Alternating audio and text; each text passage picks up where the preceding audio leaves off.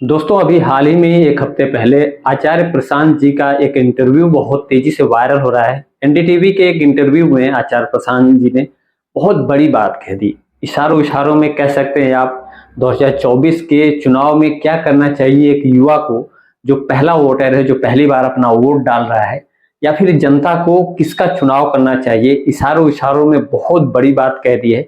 शायद आप समझ भी जाएंगे कि किस तरफ इशारा है, किन चीजों पे इशारा कर रहे हैं, किन चीजों पे फोकस करना चाहते हैं आचार्य प्रशांत जी, और क्या संदेश देना चाहते हैं इस देश के युवा को, इस देश की जनता को।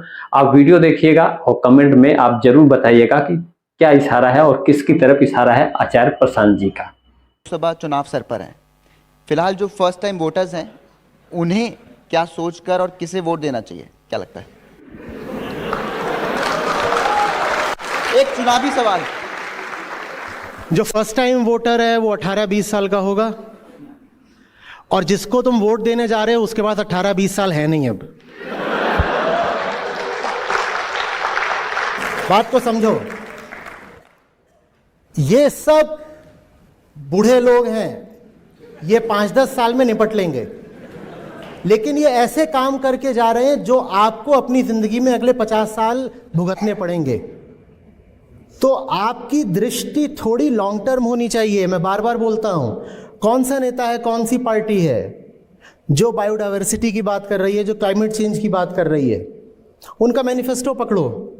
तुम्हारे पास कोई कैंडिडेट आए तुम्हारा वोट मांगने, उससे पूछो कि जो बड़े मुद्दे हैं उन पे आप क्या करने जा रहे हो। क्योंकि हम जवान लोग हैं, हम 18 के हैं, हम 20 के हैं, हम 25 के हैं, हमें अभी 50 साल जीना है। इस पृथ्वी का क्या होने जा रहा है ये बताओ। तुम तो कैंडिडेट हो, तुम तो कोई बहुत ही मायोपिक बात करके बस ये चाहते हो कि तुम ये वाला इलेक्शन जीत जाओ। अगला इलेक्शन तुम्हें लड़ना नहीं है, या अगला लड़ भी लिया तो उसके अगला तुम्हें नहीं लड़ना है।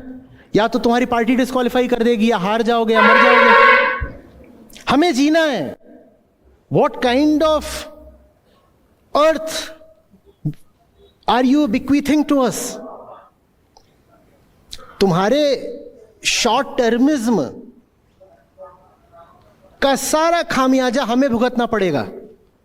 जो असली मुद्दे हैं जिंदगी के, पूरी पृथ्वी के, उनकी तुम बात ही नहीं करना चाहते। तुम हमें उलझा के रखना चाहते हो बिल्कुल छोटे छोटे माइक्रो मीनिंगलेस इश्यूज में, गॉसिप लेवल इश्यूज में।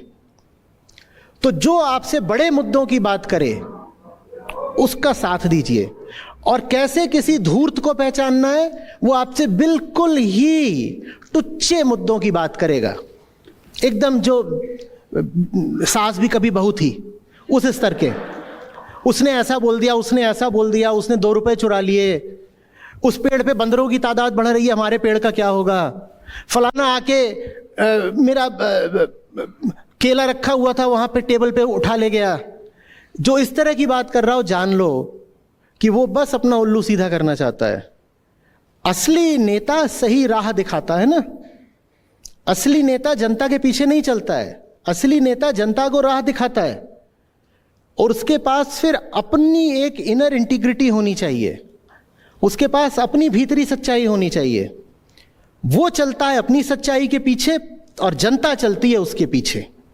और धूर्त नेता की पहचान ये होती है कि वो जो आपका लोएस्ट पॉइंट ऑफ कॉन्शियसनेस होगा उसको अपील करेगा। हम अच्छे भी होते हैं, बुरे भी होते हैं, हम पूरा एक स्पेक्ट्रम होते हैं ना।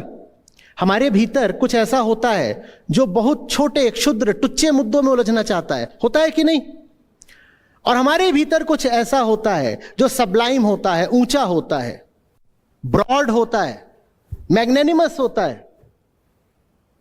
आप देखो कि जो कैंडिडेट है या लीडर है वो आके आपके स्पेक्ट्रम का कौन सा पॉइंट एक्टिवेट कर रहा है।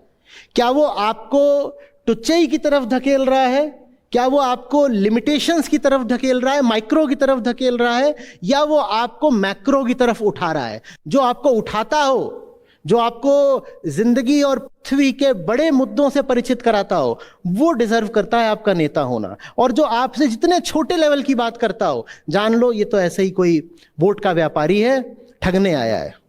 तो दोस्तों सुना आपने साफ तौर पे आचार्य प्रशांत जी का इशारा किस तरफ है, आपको पता ही चल गया होगा। और क्या कहना चाहते हैं आचार्य प्रशांत जी। उनके कहने का मकसद है कि जो छोटे छोटे मुद्दे हैं जिनका हमारे जीवन में कोई मतलब नहीं है, जिससे द्वेष भावना उत्पन्न होती हो, जो छोटे तुच्छ मुद्दे हैं उन पे हमको नहीं जाना चाहिए। आपको पता ही होगा आज के चुनाव में आजकल क्या चल रहा है, चुनाव में मछली, मंगलसूत्र, पाकिस्तान, हिंदू मुस्लिम, जनसंख्या, इनके ज़्यादा बच्चे उनके कम बच्चे, बहुत सारी चीज़ें हो रही है। तो एक तरह से कह सकते हैं आप आचार्य प्रशांत जी का जो इशारा था, खुल के तो उन्होंने कुछ नहीं कहा, क्योंकि पॉलिटिकल एंगल से वो बोलते भी नहीं है, कभी किसी का ना तो समर्थन करते हैं ना तो विरोध करते हैं, जो सही बातें होती वही कहते हैं।